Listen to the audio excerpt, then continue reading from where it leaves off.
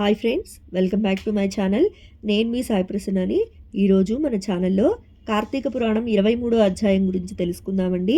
అంతకంటే ముందుగా మన ఛానల్ని ఎవరైనా ఫస్ట్ టైం చూస్తున్నట్లయితే ప్లీజ్ సబ్స్క్రైబ్ చేసుకోండి. ఓం కార్తీక దామోదరాయ నమః. ఇది శ్రీ స్కాంద పురాణాంతర్గత కార్తీక మహత్యమందలి 23వ అధ్యాయ ప్రారంభ.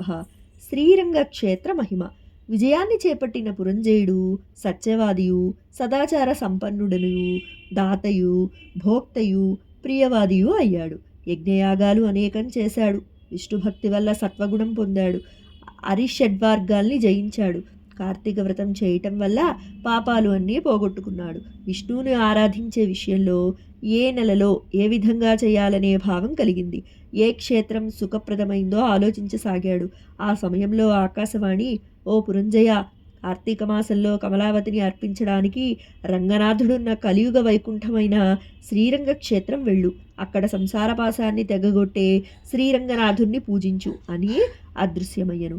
ఆ మాటలు విన్న పురంజయుడు చతురంగ బలాలతో రంగనాథుని దర్శనార్థం బయలుదేరాడు.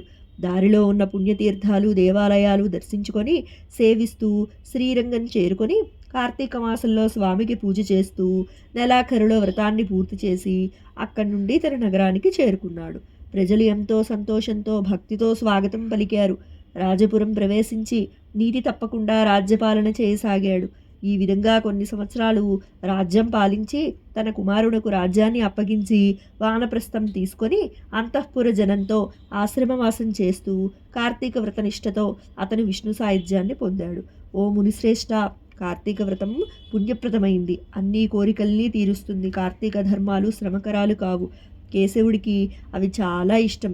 అటువంటి కార్తీక ధర్మాల్ని మానవుడు బుద్ధిపూర్వకంగా ఆచరించితే ఉత్తమ గతిని పొందుతారు. సకల సుఖాల్ని ఇచ్చేవి, పాపనాశనమైనది అయిన జయప్రదమైన కార్తీక వ్రతం చేయని వాళ్ళు కీడు పొందుతారు.